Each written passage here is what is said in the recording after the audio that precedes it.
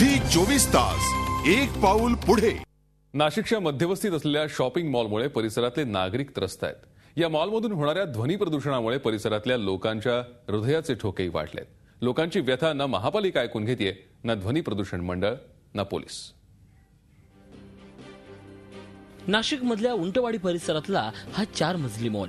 वातानुकूलित यंत्रणा दिवसभर सुरू राहावी यासाठी या मॉलमध्ये रात्री मोठमोठे जनरेटर सुरू करण्यात येतात। त्यांचा आवाज 70 ते 80 डेसिबलच्या वर जातो। त्यामुळे या परिसरातल्या नागरिकांना आवाजाचा प्रचंड त्रास होतो। या परिसरातल्या लोकांनी खिडक्यांची दाबदानं बदलून साऊंड प्रूफ केली आहेत, तर अनेकांनी आपले दरवाजे जाडजूड केलेत। म्युनिसिपल कॉर्पोरेशनची जबाबदारी आहे की अशा प्रकारे इल्लीगली पत्र्याचं शेड बंद करण्यात यावं, त्यात येणाऱ्या सर्व मोटर्स जप्त करण्यात यावं किंवा यांच्यावर बॅन आणण्यात यावं। हा आवाजाचा इतका इफेक्ट होतो की त्यामुळे बीपीचा डोस वगैरे घेऊन सुद्धा त्याचा काहीच इफेक्ट होत नाही। अजून आजार वाढतात, अजून कमी होत नाही। त्याच्यासाठी आमच्या या परिसरातल्या सगळ्या लोकांची मागणी की याच्यावर काहीतरी त्वरित उपाय काढावा, अन्यथा आम्ही सगळ्या विभागातल्या महिला आणि सगळे आमच्या विभागातले लोक आंदोलन किंवा मोर्चा करू।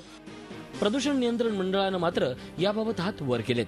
आम्ही फक्त औद्योगिक वसाहतीतल्या समस्या सोडवतो असं त्यांचं म्हणणं आहे।